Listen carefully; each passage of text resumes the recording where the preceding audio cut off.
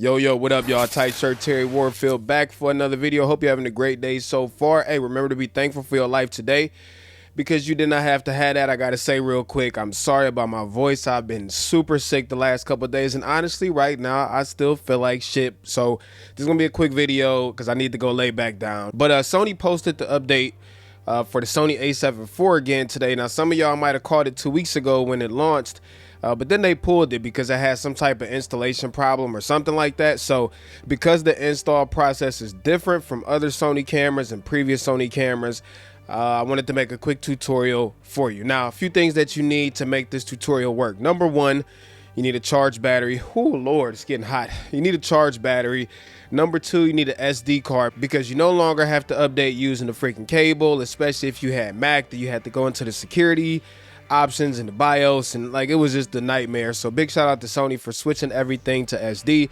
You also need to check your camera's firmware versions. So you need to go down to setup, which is the last tab, and then you go all the way down to setup option, which is tab number 13, and then we're going to go over to version. Now, if your version says 1.01, you cannot perform the version 1.1 update. You need to update first to version 1.05. If you haven't done that yet, you can use this exact same process to update the 1.05 first before you update to version 1.1. Hey, there's our smoke detector. So anyways, how do you freaking do this? So the only thing you need to do is you need to go to Sony's website. So I'll leave a link in the description, and you need to download the correct firmware. Sony does recommend to format your SD card. I've never formatted my card updating my A7 IV, so take that for what it's worth.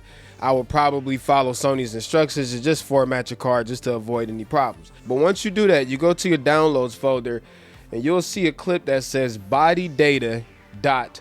Do not freaking change the name of this file, or you may potentially mess your camera up, or it just won't load. Once you have that file, then you get your SD card. This is of course one of those scenarios where my MacBook doesn't recognize that I'm plugging in a freaking SD card. And I'm sorry if I'm getting sweaty again, I feel terrible. But there we go. So we have our memory card plugged in. I've obviously already copied this update file to the memory card, but body data should go on the root of your SD card. Do not put it inside of a folder or your camera will not be able to see it. So once you have the bodydata.dat file on your SD card, we're going to take that out the computer without asking. We ain't safely ejecting nothing. And then we're going to plug that into our A7 IV. Now we go back to the same menu. So go down the menu, you're going to go to setup, and then you go to version, and now you have a tab up here that says software update. So this says on here, as long as you are running version 1.05, that you can install version 1.10. Again, make sure you have a fully charged battery before you try this. You do not want your camera battery dying mid-update, and then you're gonna have a bricked A7 IV on your hands. So you got to read through the precautions. Once you read through all of these, you scroll down to execute.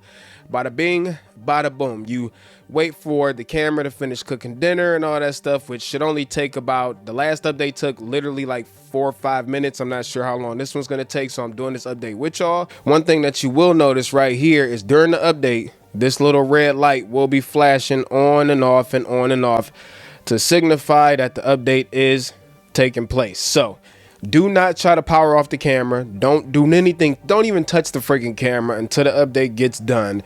I'll be back in 1 second. So while we're waiting for this firmware update to complete, what does this firmware update do anyways? Number one, it gives you more settings for compression when it comes to raw images. Number two, it does allow you to retain your shutter speed, ISO, and settings, switching back from photo and video. You get a touch shutter function, which is cool. Canons have had that for a while, so glad to see Sony adopt that. Improved eye autofocus, and now you also get to record the camera serial number and the metadata of video files, which is sweet.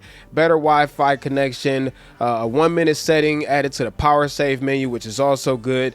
The ability to brighten the viewfinder display according to ambient brightness, which is cool, and improved operational stability of the camera. Okay, body update complete. So that took maybe about 5 minutes, and just to double check, we're gonna go into version, and now we show version 1.10. So super easy. Again, big shout out to Sony for switching this over to updating over SD cards. This is way easier.